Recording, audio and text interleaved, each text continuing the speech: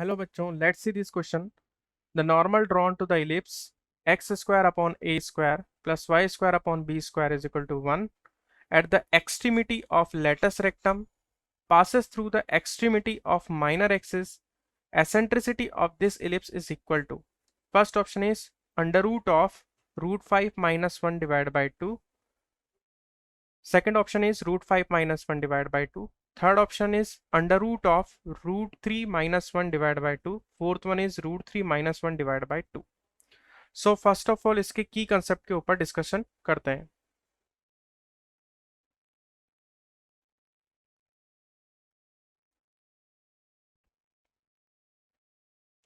सो यहाँ पर हमें इलिप्स गिवन है। सो इलिप्स को अगर हम ग्राफिकली देखेंगे तो कुछ इस तरीके का दिखेगा। ये हो गया एक्स एक्सिस और ये हो गया हमारा y axis. So latus rectum के एंड पॉइंट से यानी एक्सट्रीमिटी से ये पास हो रहा है। सो ये अगर हम मान लेते हैं लेटस रेक्टम है तो लेटस रेक्टम कहाँ से पास होता है? हमेशा फोकाई से। तो ये पॉइंट हो जाएगा हमारा ए ई कॉमा 0 और इसका एक्सट्रीमिटी हम मान लेते हैं ये है ए E comma B square by ए। ये पॉइंट आ जाएगा। अब इस पॉइंट से हम एक नॉर्मल यहाँ पर ड्रॉ कर रहे हैं, ऐसा क्वेश्चन में बोला गया है। सो यहाँ से हम एक नॉर्मल ड्रॉ कर देते हैं। ये अगर टेंजेंट है तो नॉर्मल कुछ इस तरीके से ड्रॉ होगा, परपेंडिकुलर टू टेंजेंट, और ये पास होगा extremity of minor axis. Minor axis का एक्सट्रीमिटी कौन सा है? ये है। सो यहाँ से ये पास होगा, ये पास होते हुए ये एक नॉर्मल होगा। इसके कोऑर्डिनेट हो जाएंगे यहाँ पर 0 कॉमा माइनस बी। सो अब हम इसमें क्या करेंगे? सबसे पहले इस नॉर्मल की इक्वेशन निकालेंगे और नॉर्मल की इक्वेशन कहाँ से स्टार्ट होगी? ए E comma B square upon ए से होगी और ये पास होगी 0 कॉमा माइनस बी से। सो हम उससे सेटिस्फाई करा देंगे। सो सबसे पहले यहाँ पर निकालते हैं हम equation of normal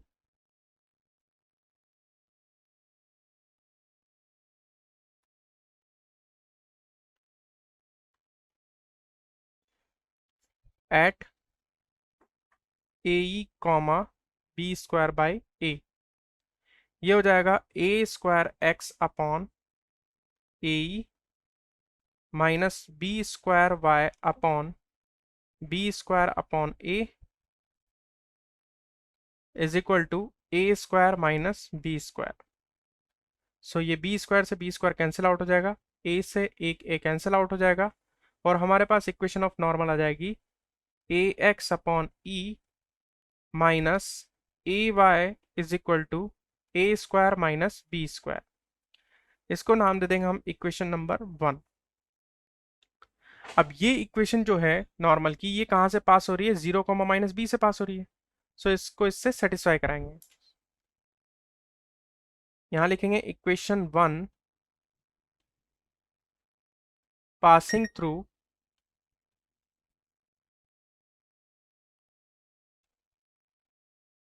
zero comma minus B.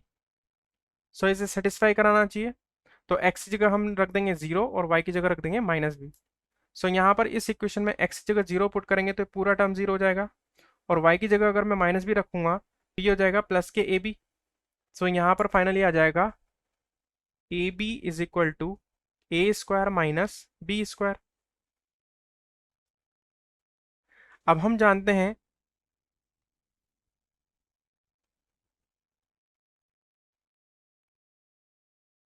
E square जो होता है वो 1 माइनस बी स्क्वायर अपॉन ए स्क्वायर होता है।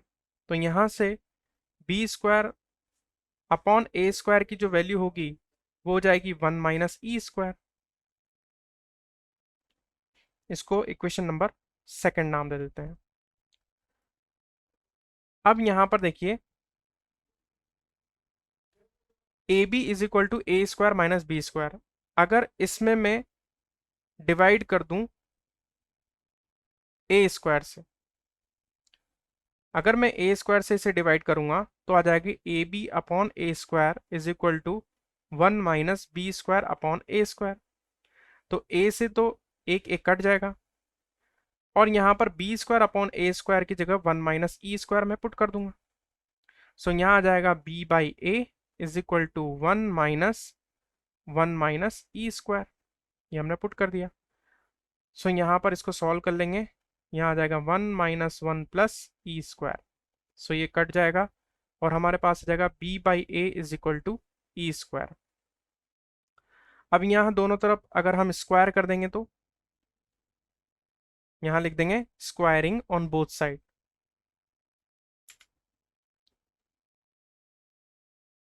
Squaring on both side.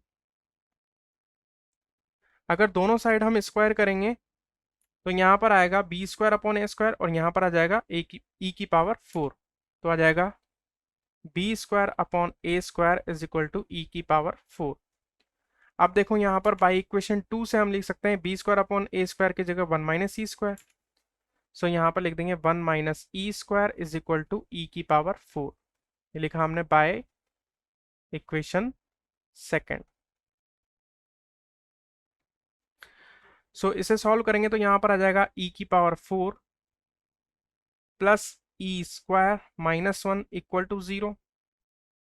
अब अगर यहाँ पर हम अज्यूम कर लें let e square is equal to t, तो यहाँ पर आ जाएगा t square plus t minus 1 equal to 0। So अब यहाँ से हम t की वैल्यू निकाल लेंगे by using quadratic formula. So t की वैल्यू आ जाएगी यहाँ पर plus minus sorry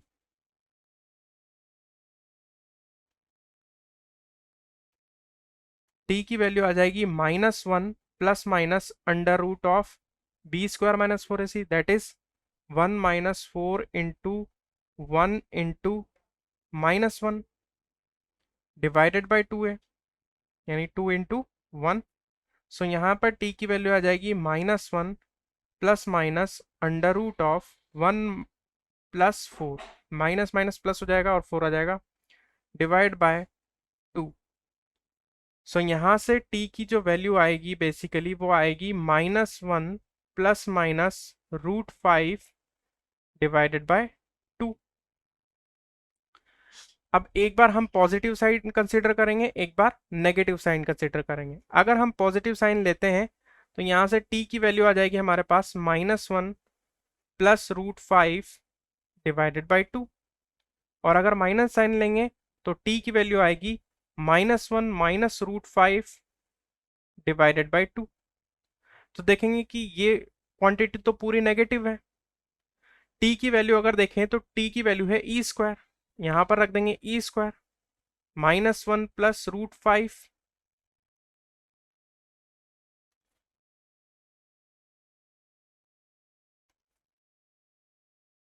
divided by 2 और यहां पर भी ई स्क्वायर वैल्यू पुट कर देंगे। अब लेफ्ट हैंड साइड में तो स्क्वायर है, स्क्वायर हमेशा क्या होता है पॉजिटिव, और ये पूरी क्वांटिटी है आपकी नेगेटिव। सो ये तो हो जाएगा not possible.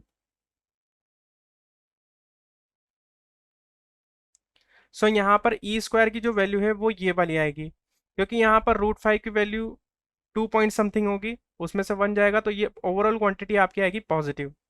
So E square की वैल्यू हमारे पास आ गई √5 -1 डिवाइडेड बाय 2।